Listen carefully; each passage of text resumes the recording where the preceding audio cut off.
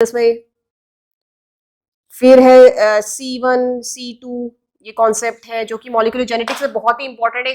एक दो question frame होके आते ही आते हैं, बल्कि ज्यादा भी आ सकते हैं क्वेश्चन फ्रेम, क्वेश्चन ज्यादा आ सकते हैं, आ जाते हैं, मतलब इंपॉर्टेंट टॉपिक है ये भी। तो क्रायोजेनो C2 वाला कॉन्सेप्ट। अब चलिए बात करते हैं इन पे बेस्ड वेक्टर्स की।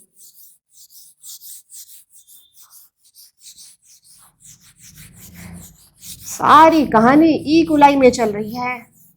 ई कोलाई ही क्यों? Why only E. coli? Why not other microbes? Why not? और कौन कौन से माइक्रोब्स हैं बैक्टीरिया में, बताइए।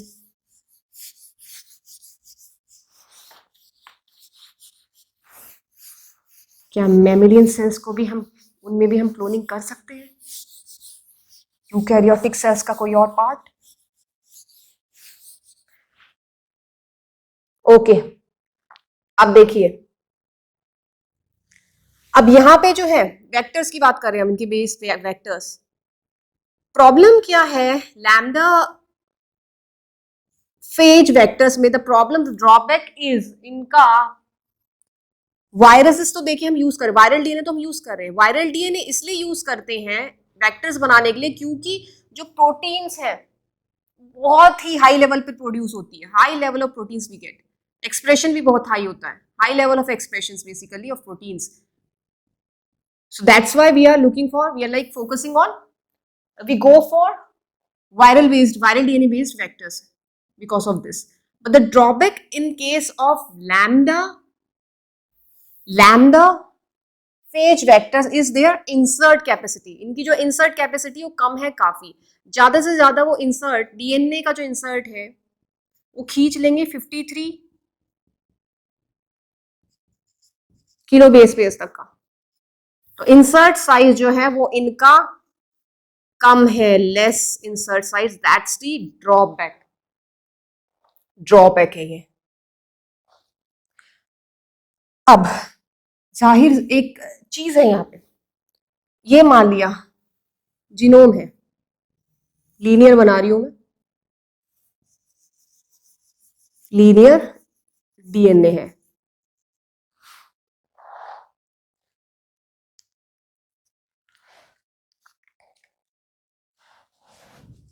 लीनियर डीएनए जो है, आलतू फालतू कुछ ना कुछ चीज पड़ी होगी। अगर इनका जो जीनोमिक डीएनए है वायरस का,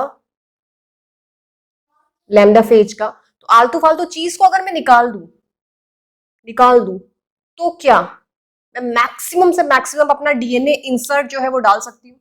इज इट पॉसिबल? मेरे को अपना DNA insert, but we have to भाई इंसर्ट आवर डीएनए नो, उसी के बाद में तो क्लोनिंग होगी, बट इसका इंसर्ट साइज बहुत कम है। तो क्या करें? आलतू फालतू कुछ भी जो चीज है एक्स्ट्रा जो मटेरियल वी हैव टू फैकोफाई, बाहर फेंकना पड़ेगा। एंड इसी वजह से दो तरीके के वेक्टर्स आते हैं। एक आता है इंसर्शन वेक्टर,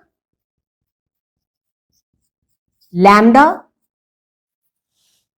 इंसर्शन वेक्टर्स, और एक आते हैं replacement vectors, lambda phase based replacement vectors and insertion vectors. ठीक,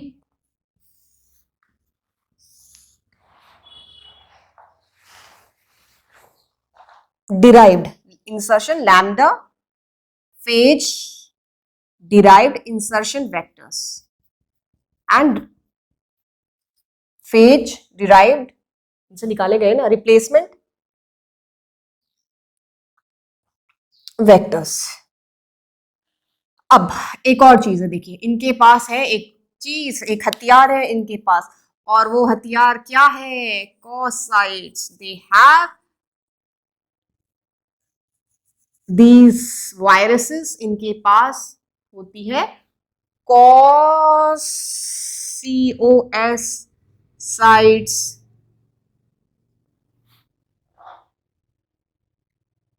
कॉसाइट्स। और यहां आ रहा है एक और होता है अटैचमेंट साइट भी होता है इनके पास। ATT से लिख लेते हैं, अटैचमेंट साइट। ये जो कॉस साइट होता है,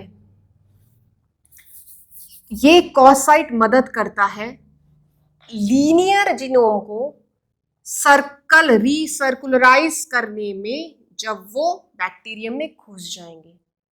और ये कॉस साइट्स जो होते हैं ये चिपचिपे होते हैं, कोहेसिव होते हैं। तो चिपचिपे होने की वजह से एंड्स चिपक जाएंगे और गोल गोल रीसर्कुलराइजेशन उनका हो जाएगा।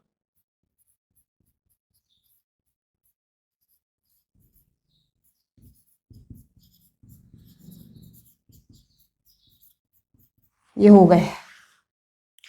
और ये ATT जो है इसको कहते हैं अटैचमेंट साइट। और ये अटैचमेंट साइट का क्या काम है? जीनोम से अब जब अंदर जाएगा जीनोम फेज का तो चिपकेगा ना, चिपक रहा था ना, अभी हमने देखा था। किससे? ई कोलाई की जीनोम से, बैक्टीरियम की जीनोम से। तो किसकी मदद से चिपकेगा? अटैचमेंट साइट की वजह से चिपकेगा। तो गोल हो जाएगा, चिपकेगा, और उसके DNA से, उसके क्रोमोसोम से भी तो चिपकेगा। ये होता है। आया इतना समझ में? तो कॉस साइट्स की मदद बहुत लेते हैं हम लोग क्लोनिंग में। अब बात करें अगर हम लोग इंसर्शन फैक्टर्स की, अभी हम लोगों ने समझा कि हमें आलतू फालतू चीजें जो है इसके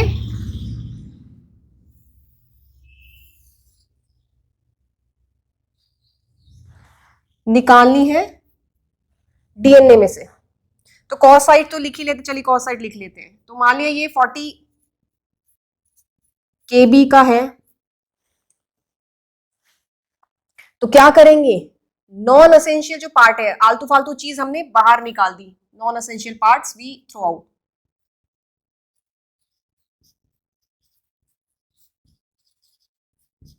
और उसके बाद अपना क्या करेंगे? नॉन असेंशियल पार्ट्स और DNA also I can say no, अपना न्यू DNA इंसर्ट, जो हमारा DNA इंसर्ट है उसको इसके अंदर डालेंगे।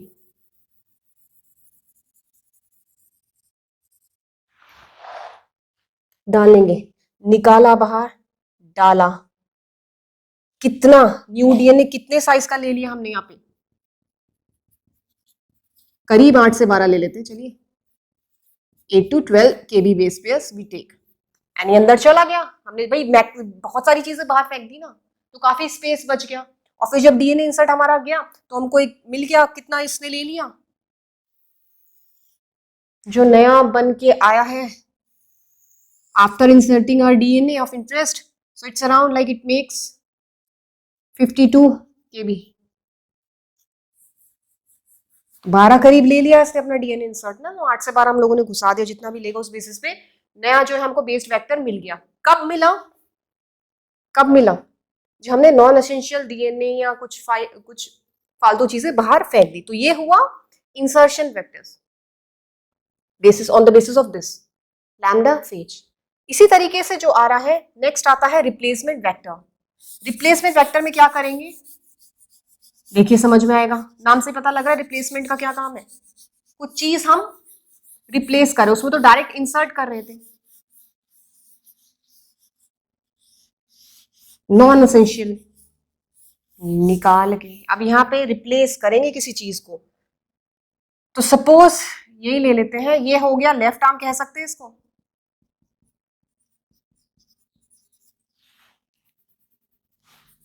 इसे हम राइट आर्म कह सकते हैं।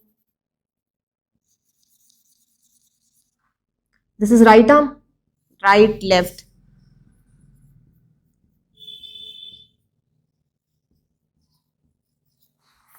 ये बात करें अब हम रिप्लेसमेंट वेक्टर की।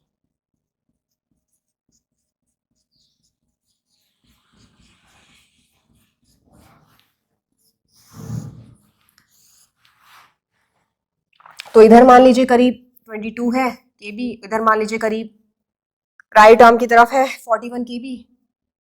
बीच में क्या आ रहा है? बीच में कुछ एक फ्रेगमेंट होता है, पड़ा हुआ है, जो कि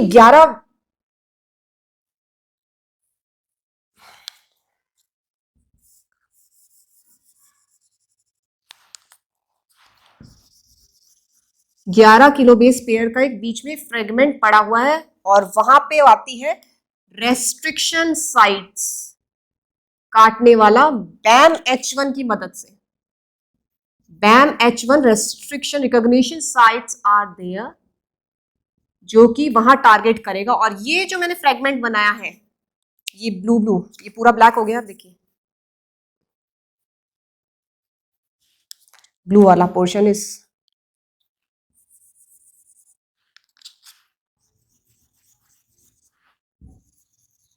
दिस इज स्टफर फ्रेगमेंट, इसको कहते हैं स्टफर फ्रेगमेंट।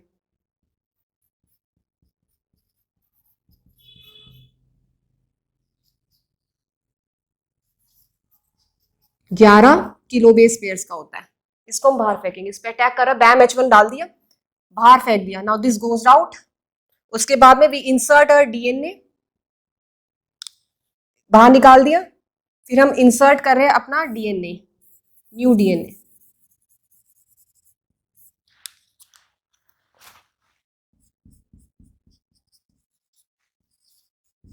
डाला और फाइनली जाके हमको क्या मिल गया, देखिए अपना इंसर्ट DNA अब यहाँ पे डाल दिया, स्टफर फ्रेगमेंट को बाहर फेंकते हुए ये डाल दिया। Now new DNA is there, जो कि करीब था 23 किलो बेस पेयर्स का। इस तरीके से है, आया इतना समझ में। एक हुआ इंसर्शन वेक्टर्स और दूसरा हो रिप्लेसमेंट वेक्टर्स। रिप्लेसमेंट वेक्टर्स उन्होंने फेंक दिया बाहर। स्टफर फ्रेगमेंट को निकालने के बाद हम अपना DNA इंसर्ट डालेंगे। फालतू चीजें बाहर निकालनी है और डिटेल में पढ़ी कि स्टफर फ्रेगमेंट होता क्या है।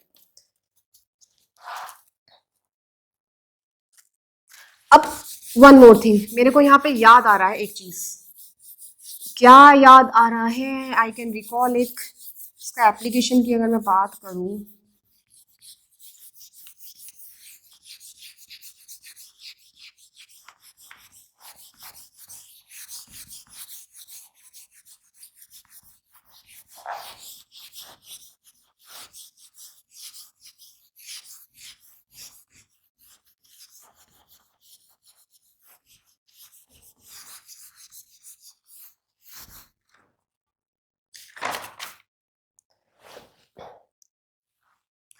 ट्रांसजेनिक माउस, ट्रांसजेनिक माउस ऐसे इसके केस में कुछ कॉन्सेप्ट आ रहा था इसका, lysogen based research papers are there, no mutation assays. So what, क्या होता है, सपोज एक P2 फेज होता है, सपोज इसको इन्फेक्ट कर रहा है एक फेज ई कोलाई को,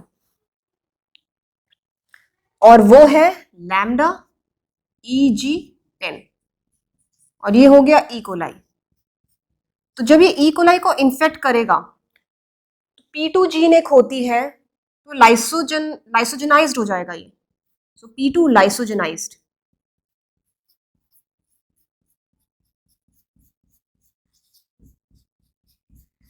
फिर उसके बाद में we go for looking for plaques, colonies देखने की कोशिश करेंगे। तो सपोज यहाँ पे कुछ जीन्स आ रही है, इन्फेक्शन के बाद जीन्स आती है यहाँ,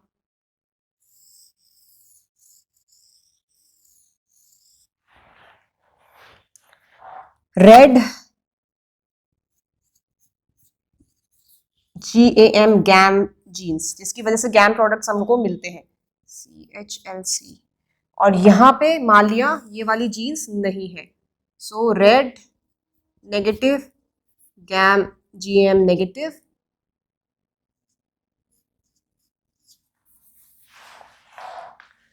इन्फेक्शन हो गया, इसने ई कोलाई को इन्फेक्ट कर दिया।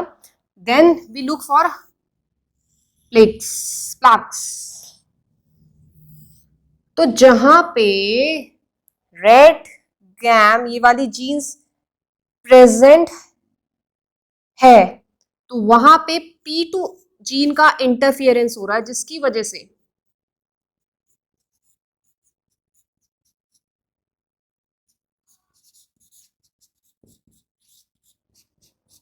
हमको प्लाग्स नहीं मिलेंगे, प्लाग नहीं मिलेंगे अगर ये दोनों जीन्स है। अब यहां पे नहीं है, ये उड़ा दी किसी तरह, हमने उड़ा दी, तो यहां पे we get SPI negative mutant plaques plant sorry आया इतना समझ में? जीन्स का कुछ एक मैकेनिज्म होता है, तो रिकॉम्बिनेंट में क्या होगा,